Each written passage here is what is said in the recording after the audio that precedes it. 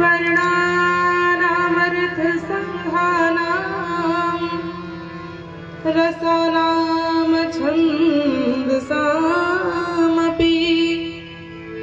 मङ्गलानां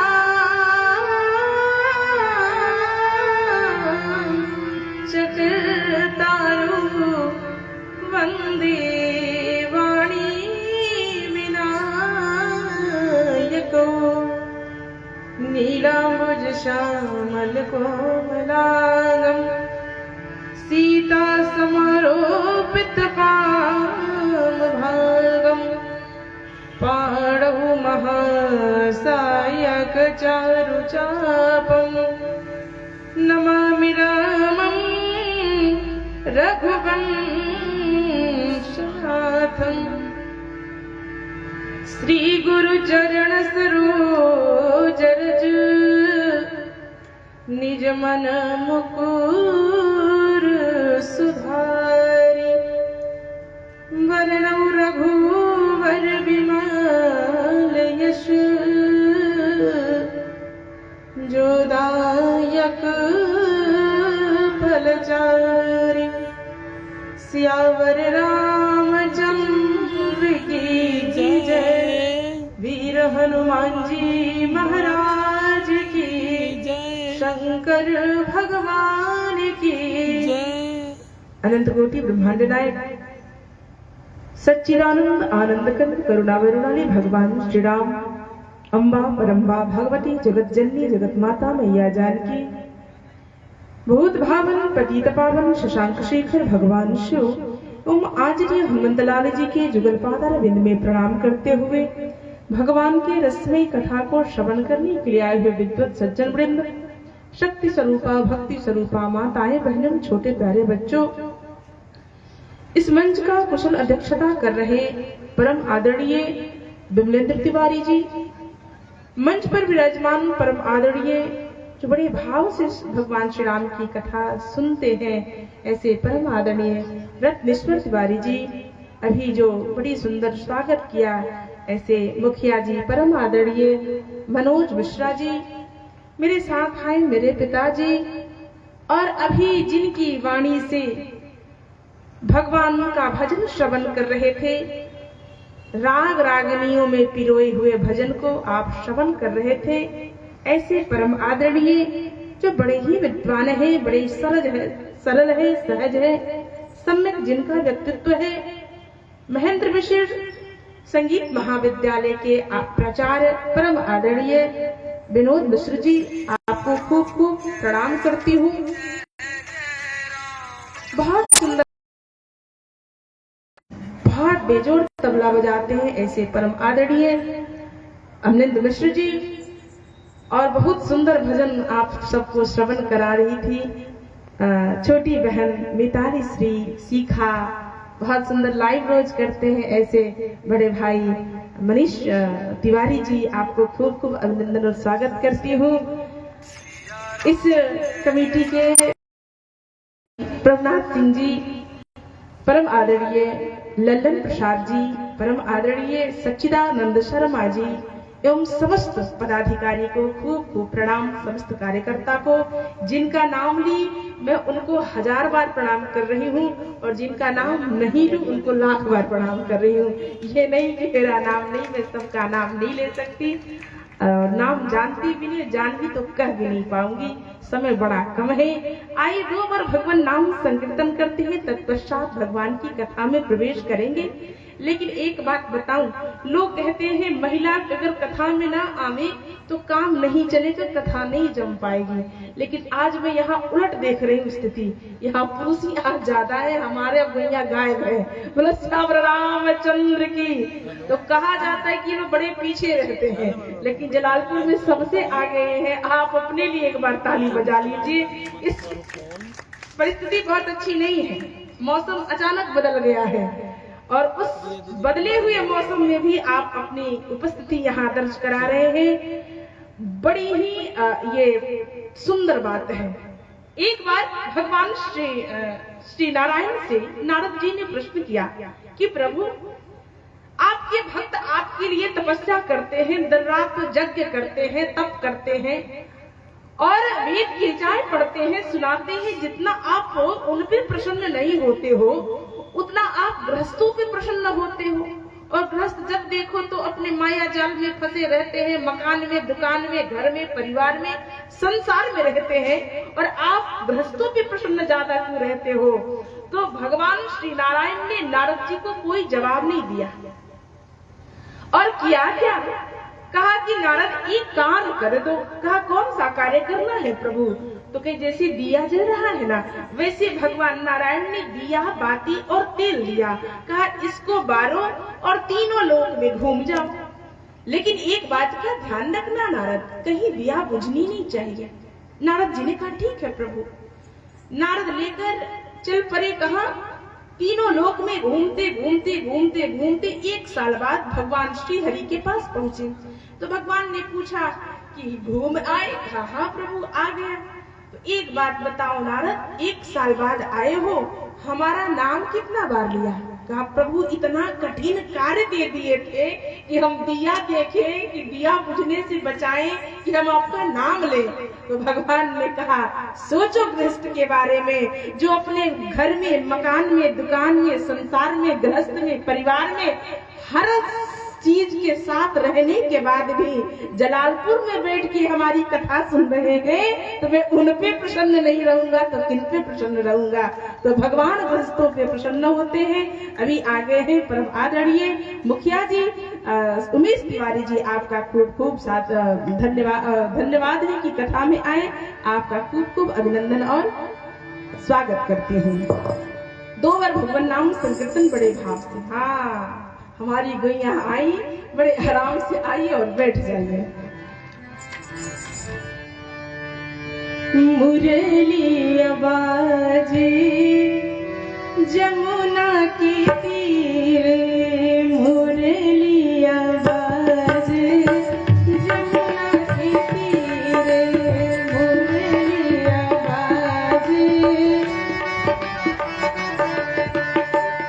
जमुना के तीरे, जमुना के तीरे, जमुना के तीरे, हाँ जमुना के तीरे, मुरली आवाज़े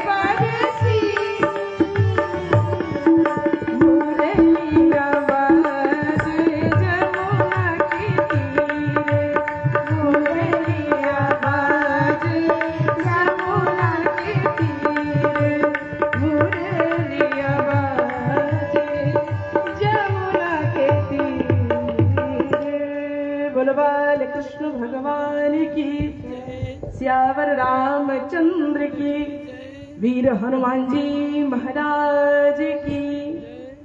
आइए, कल आप कथा श्रवण कर रहे थे। भगवती सती भगवान श्री राम की कथा में जाती है, कथा श्रवण नहीं कर पाती है। उसके बाद भगवान की परीक्षा लेने जाती है और परीक्षा लेने के बाद वापस आती है, भोले बाबा से झूठ बोल जाती है, कछु न परीक्षा लेने गोसाई।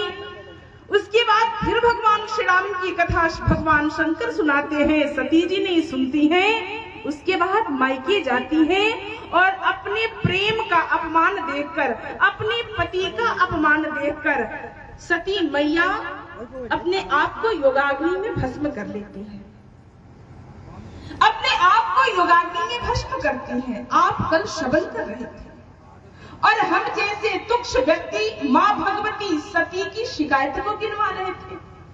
वो जगत की जननी है, हमारी औकात है क्या कि उनकी शिकायत कर सको? जो अम्बा है, परम्बा है, भगवती है, जगत की जननी है, वो उसकी शिकायत हम बैठ के गिनवाए? हम जैसे तुक्ष लोग? कहा नाना, अम्बा परम्बा भगवती जगत जननी कभी गलती नहीं कर सकती।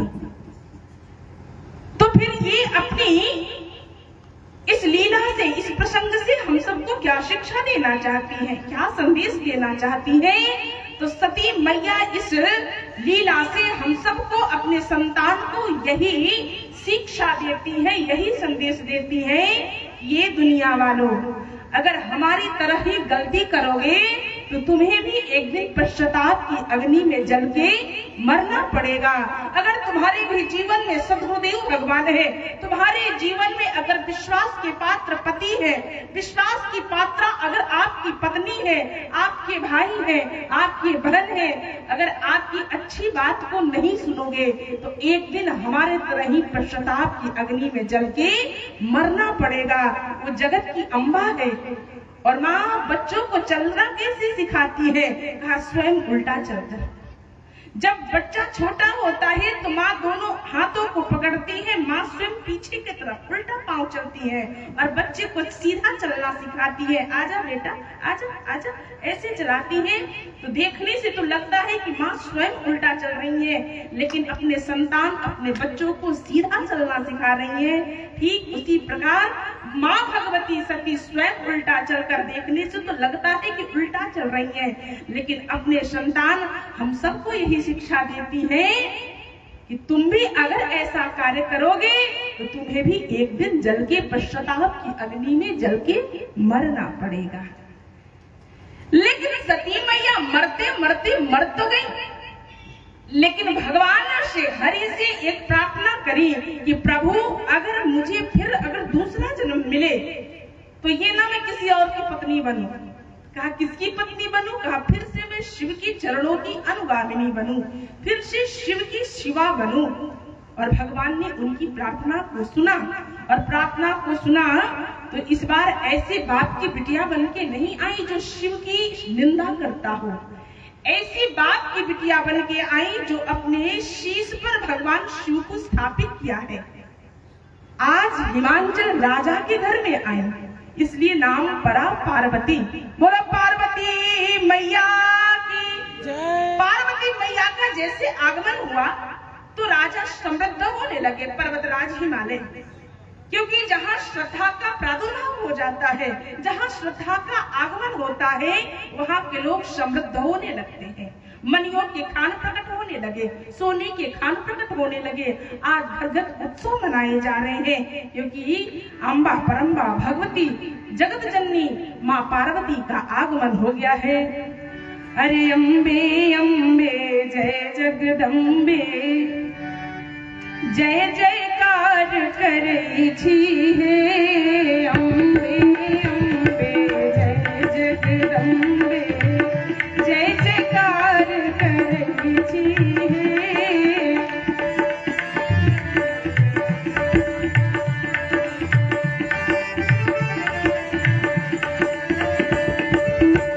जय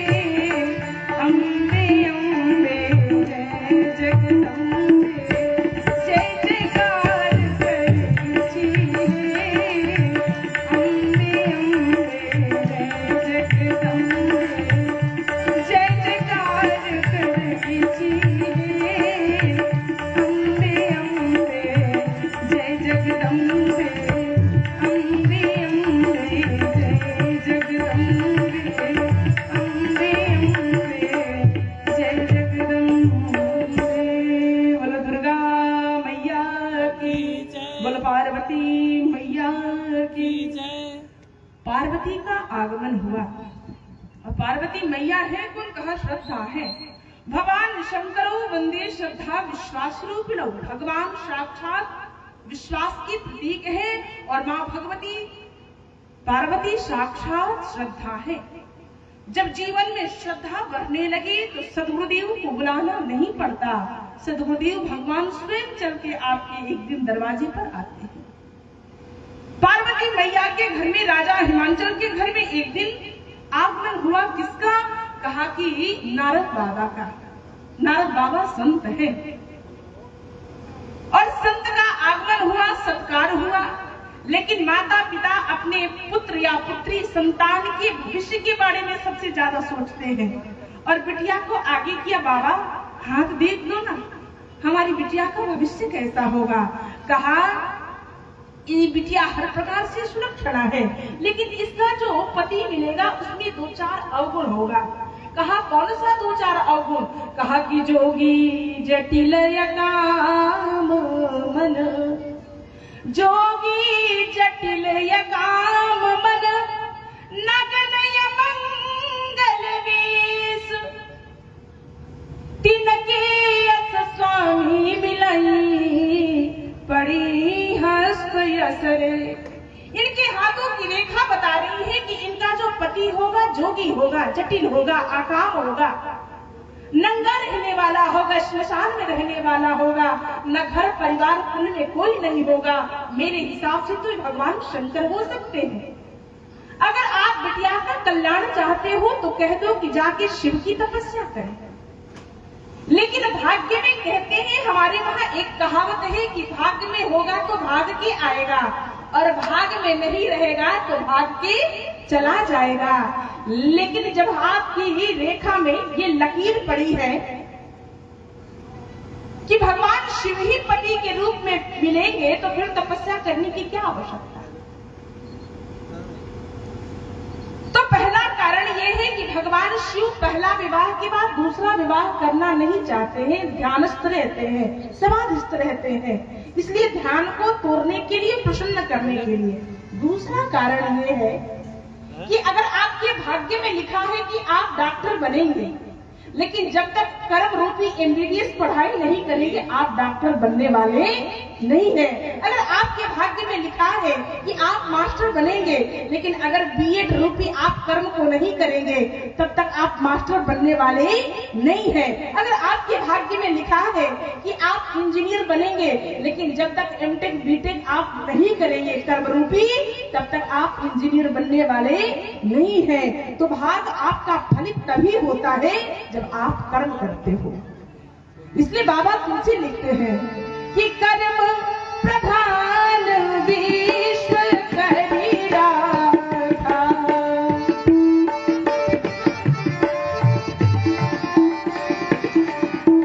कर्म प्रधान विश्व करी राखा,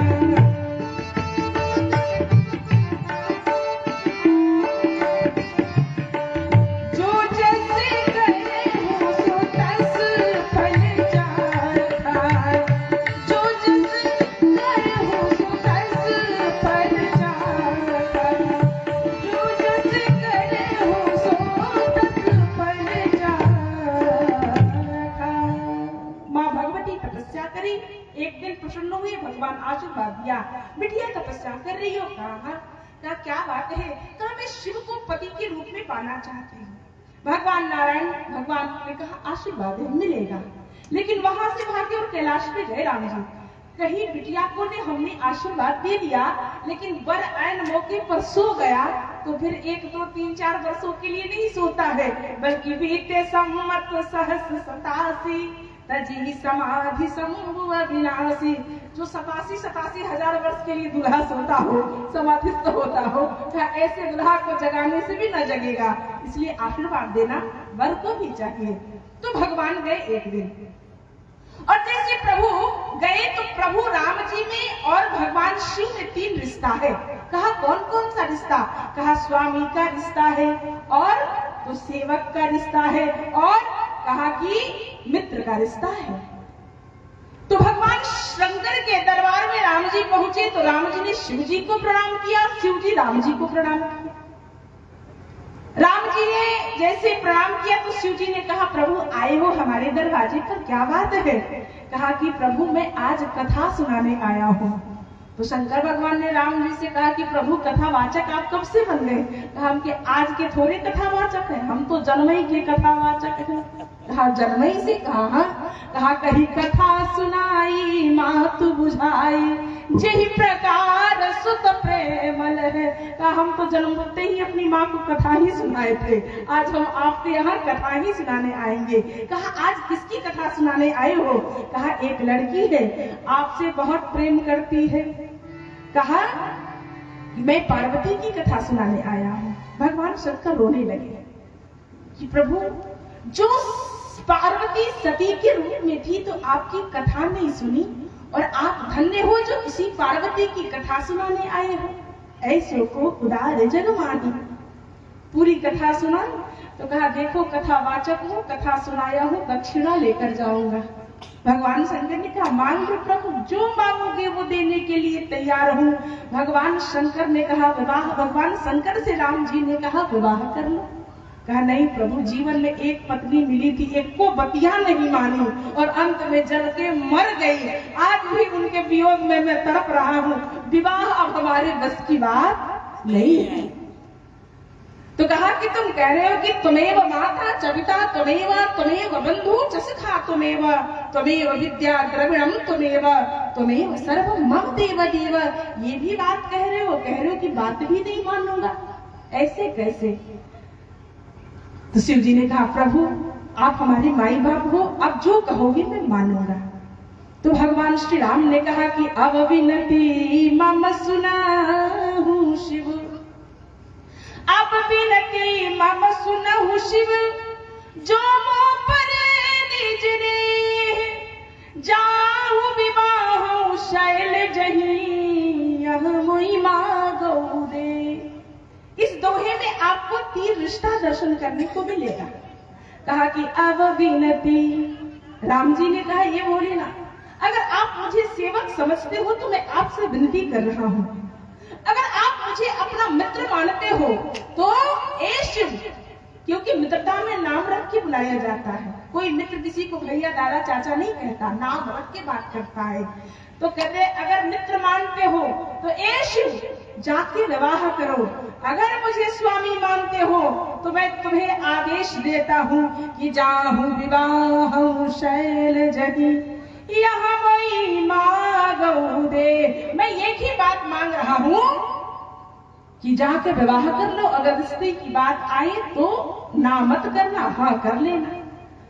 शंकर भगवान ने कहा ठीक है प्रभु, आपकी आज्ञा को अब मैं शिरोधार करता हूँ, अपने मस्तक पर रखता हूँ, अपने सर माथे पर रखता हूँ। राम जी ने कहा नहीं प्रभु, ए भोलेनाथ हमारी बात को अपनी माथ पर मत रखना। कहा क्यों? कहा कि आपके माथे पर गंगा जी बहती है, अगर गंगा की धार में हमारी पतिया भी बह गई तो फिर आने का कोई फायदा होने वाला नहीं है। तो कहा कहाँ रखूं? तो राम जी ने कहा कि अब उर राख्यो वचन हमारा, अब उर यानी हृदय में रख लो। तो राम जी की बात को ही शिव जी ने नहीं बल्कि शंकर सोई मूर्ति उर राखी, भगवान शंकर ने राम जी के स्वरूप को ही अपने हृदय में बिठा लिया। यहाँ बड़ा सुंदर संकेत मिलता है, हम सबको संदेश मिलता है कि भगवान ने हमारे पास 2 यंत्र दिया है। कौन कौन सा यंत्र? कहा एक दिया है दिमाग और दूसरा दिया है दिल। अगर जानना है तो दुनिया को जानो, अगर दुनिया को नहीं जानोगे तो दुनिया आपसे ठग लेगी। कौन कब ठग ले जाए, आपका पूरा संपत्ति ठग के लेकर चला जाए, उसका कोई भरोसा नहीं है। तो वहां दिमाग का इस्तेमाल करो। अगर मानना है तो भगवान को मानो। कैसे मानो? कहा दिल से मानो। क्योंकि कभी कभी दिमाग से बात उतर जाया करती है। जैसे आपकी पत्नी कह दे कि जा तरा जलालपुर बाजारे तो चीनी ले है, चाय पत्ती ले है, साबुन ले है, सरफ ले है, सब्जी ले है, भात ले है, दाल ले है, सब बात बताएंगी। और जब आप कहेंगी कि थोड़ा चाय बनाओ तो चीनी ले आए बड़ा जा मथवा से तो बत्तियां उतर गला, चिड़िया तो भुला गई है। तो माँ से बात उतर जाया करती है, लेकिन जो दिल में बात उतर जाती है वो निकालने से भी नहीं निकलती। जैसे तनी लोग के सास कभी गाली दे दिले हो खस, अब कोई समझावे जाए तो सासी मुंह गरिया गई तका वो भुला जा आए, कैसे भुला जाई, ऐसे गरिएले वाली के हमरा करिजवा में हल गइल है ना, तो निकालने से भी निकलने वाली नहीं है। तो बात से बात उतर जाया करती है, लेकिन जो बात दिल में उतर जाती है वो निकालने से भी निकलने वाली नहीं है। तो बड़ा ही सुंदर संदेश मिलता है। जानना है तो दुनिया को जानो, कैसे कहा दिमाग से मानना है तो दिल से मानो, किसे तो भगवान को। बड़ा ही सुंदर संदेश मिलता है। तो भगवान श्री राम ने आशीर्वाद दिया, चले गए। और जैसे चले गए तो वहां पहुंचते हैं सप्तऋषि। सप्तऋषियों से भगवान शिव ने कहा कि मैंने सुना है अभी राम जी आए थे कि एक कन्या है, हमसे बहुत प्रेम करती है, नाम पार्वती है, लेकिन जाके परीक्षा ले हमसे कितना प्रेम करती है। तो सप्तऋषियों ने प्रश्न किया कि प्रभु क्या आपको अपने राम जी पर भरोसा नहीं कि परीक्षा लेने की बात करते हो? भगवान शंकर ने कहा कि वही कन्या है जो पूर्व जन्म में सती बन के भगवान के परीक्षा लिए बिना भगवान को विश्वास नहीं करी, नहीं मानी, तो हम शंकर बिना परीक्षा लिए विवाह कैसे कर ले, इसलिए परीक्षा लो। पार्वती सन जाऊं तुम प्रेम परीक्षा ले हूं, प्रेम की परीक्षा लो। और भगवान शंकर का गृहस्थ जीवन इतना अच्छा रहा कि वैसा किसी का नहीं रहा, क्योंकि आपका गृहस्थ जीवन प्रेम रूपी, गृहस्थ की गाड़ी प्रेम रूपी ईंधन से ही चलती है। अगर गृहस्थ में प्रेम ना हो तो बड़े बड़े महल अटारी भी नरक के समान है। अगर गृहस्थ में प्रेम हो तो घर मरई का भी है तो महलों से कम नहीं होता। तो गृहस्थ की गाड़ी प्रेम से, ईंधन से चलती है, इसलिए प्रेम की परीक्षा लो। और इसलिए आज तक वैसा जोड़ी कहीं बना नहीं। भगवान शिव और मैया पार्वती में कभी झगड़ा नहीं हुआ। आज भी जब वरवधू को आशीर्वाद दिया जाता है तो ये नहीं कहा जाता है कि तुम्हारी राम और सीता की तरह बनी रहे, तुम्हारी जोड़ी राधा और कृष्ण की तरह बनी रहे। कहा जाता है तुम्हारी जोड़ी कैसी बनी रहे, तो कहा कि शिव और पार्वती की तरह। क्योंकि जब माँ भगवती सीता भी बन को जाती है तो पार्वती जी की जैसा ही आशीर्वाद देती है, ए सीता तुम्हारा पति भी तुमसे उतना ही प्रेम करे जितना शिव अपनी पार्वती को करता है। कहा बलदेवियों ने कि पार्वती सब प्रिय पति हो,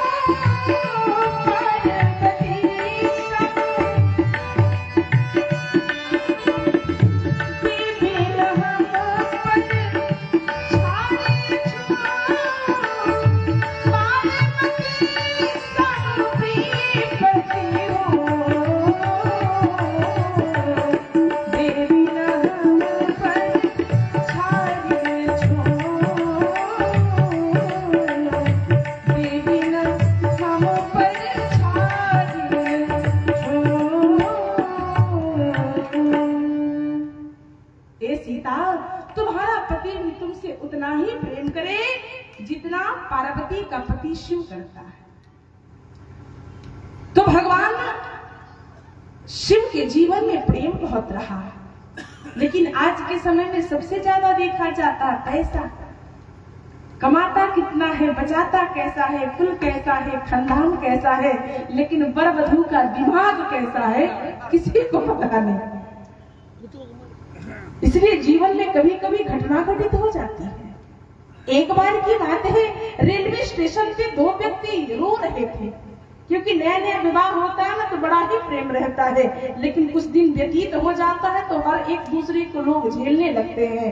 ये कहिया कि हमार कर्म फूटा रहे कि तू मिलला, तले कहिया कि हमार तले कर्मवा कौन ठीक रहे कि तू मिल गई है ना, तो दोनों एक दूसरे को झेलते हैं। तो भगवान एक बार की बात है बता दूं, रेलवे स्टेशन पे दो व्यक्ति रो रहा था। एक व्यक्ति रो रहे थे, 22 साल का युवा रो रहा था, और एक 55 साल के चाचा रो रहे थे। रोते रोते दोनों ने एक दूसरे से बात किया, क्या हुआ बेटा, तुम्हारी अटैची गायब हो गई। परम आदरणीय महाराज जी का आगमन हो गया है, जोरदार तालियों से स्वागत करें। बस श्यावर रामचंद्र की। तो कहा, दोनों ने रोते रोते पूछा, 55 साल के जो चाचा थे उन्हें रोते हुए पूछा, बेटा क्या हुआ, अटैची गायब हो गई। कहा ना चाचा। कहा हुआ क्या है। कहा विवाह नया नया हुआ है, मेरी पत्नी मायके जा रही है, इसलिए उसकी याद में रो रहा हूँ। तो लेकिन चाचा आप क्यों रो रहे हो। कहा कि मैं इसलिए रो रहा हूँ कि जिस ट्रेन से तुम्हारी वाली जाने वाली है उसी ट्रेन से हमारी वाली आने वाली है, इसलिए मैं रो रहा हूँ। तो बड़ी विडंबना है। तो इसलिए भगवान शंकर ने सोचा कि सबसे पहले देख लूं कि लड़की प्रेम कितना करती है, और सब ऋषियों ने जाके प्रेम की परीक्षा ली और कहा, बिटिया विवाह करना चाहती हो। कहा किससे। कहा शिव से। हंसने लगे। कहा जानती भी हो शिव कैसा है। कहा कैसा है। कहा कि आकुल लगे दिगंबर प्याले। कहा कि ना अकुल है ना घर में कोई है नहीं, दिगंबर रहता है नंगधर, भीख मांग कर खाता है, और कहा श्मशान में सोता है, और तो कहा कि पहले पत्नी को औरेर के मुआ दिया है, उसी से विवाह। भगवान शंकर से विवाह मत करो, कहो तो तुम्हारा विवाह हम लक्ष्मीपति नारायण से करवा दे।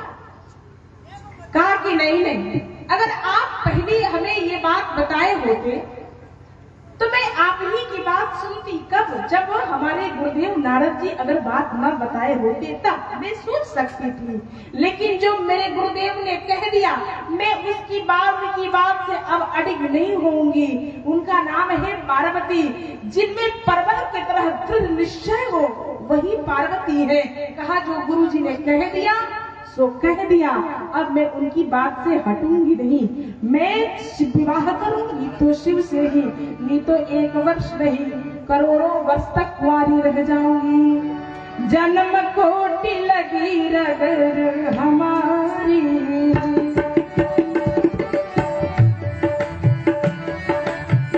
जन्म कोटि लगी रगर हमारी, जन्म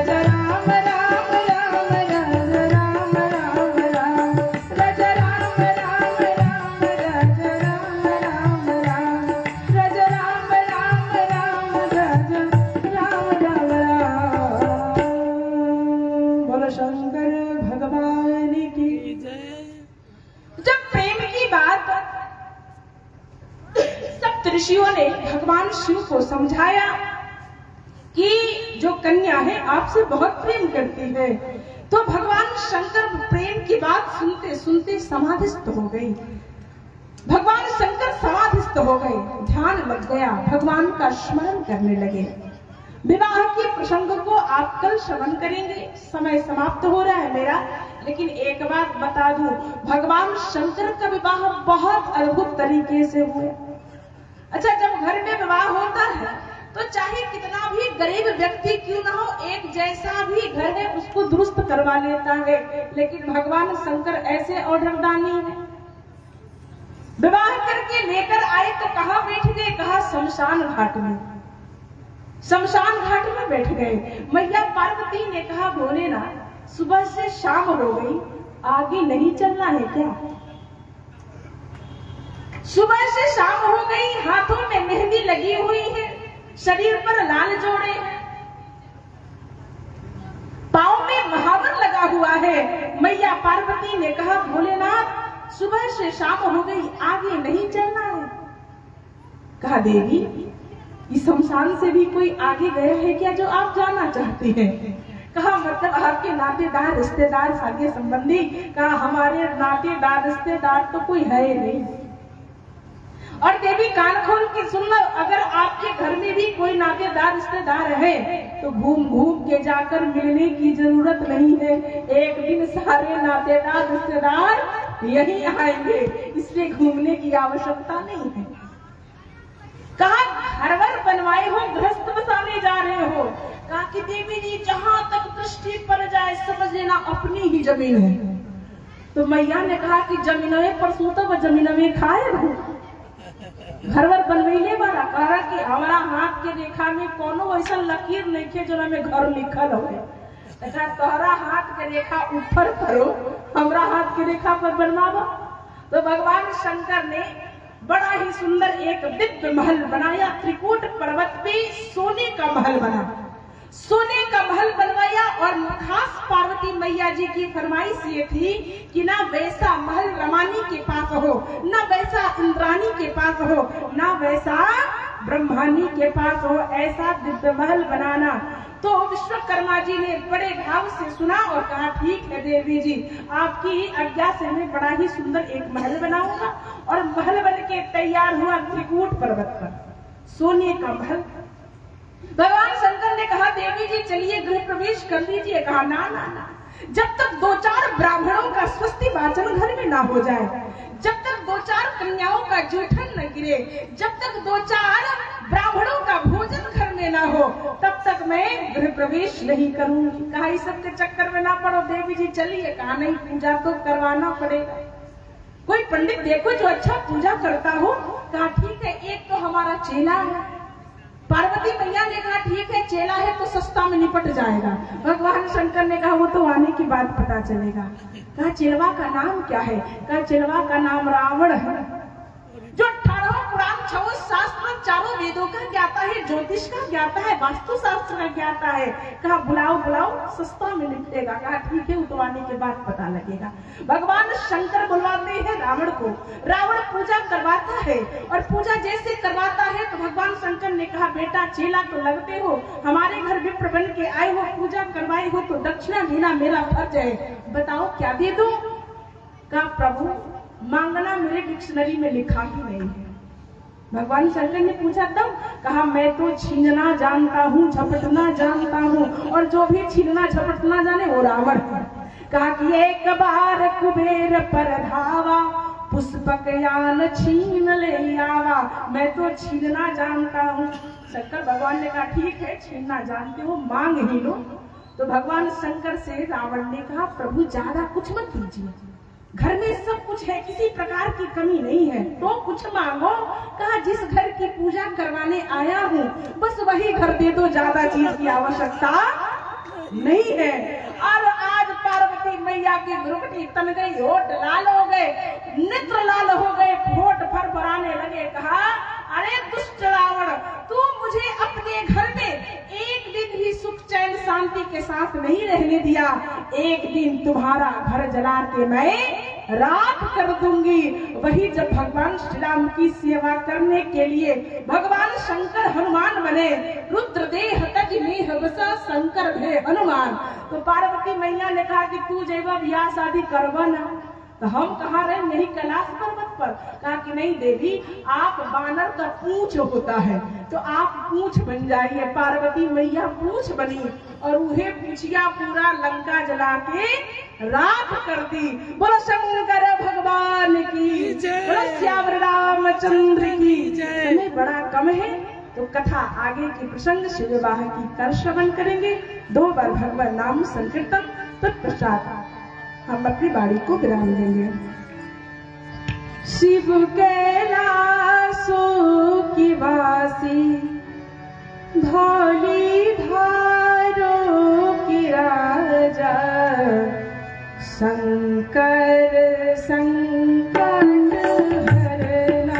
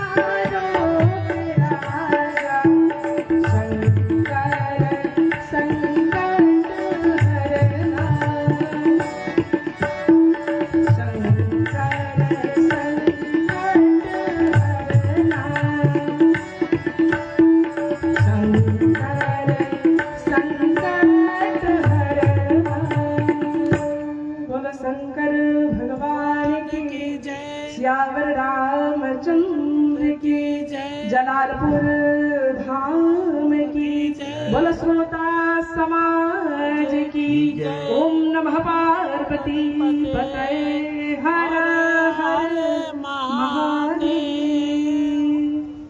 अभी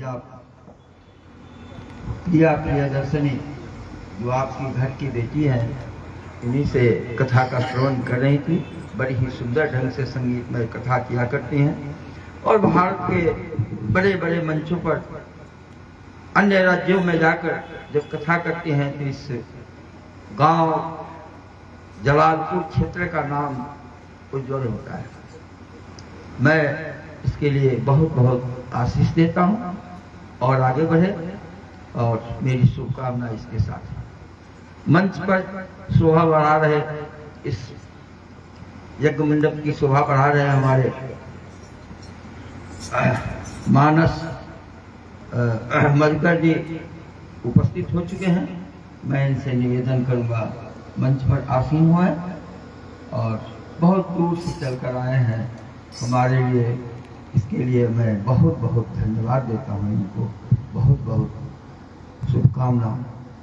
और साथ ही मैं एक बात कहना चाहता हूँ, हमारे इस कमेटी के मेंबर्स हैं, कुछ लोग आए और माल्यार्पण करके हमारी इनकी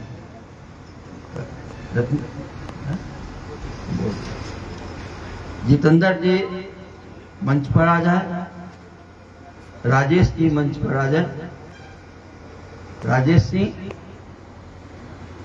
मंच पर आ जाए और उमेश तिवारी, तीनों आदमी आ जाए और माला पहनाकर इनका स्वागत करें और आप लोग तालियों से स्वागत करें। और उसके बाद बहुत बहुत धन्यवाद, श्रवण बहुत बहुत करेंगे बधाई आप आप लोग को देखने के लिए। आज मैं मनीष यह कुमार तीसरा तिवारी दिन है आपका बहुत बहुत स्वागत करता और हूँ। इसके धन्यवाद। बाद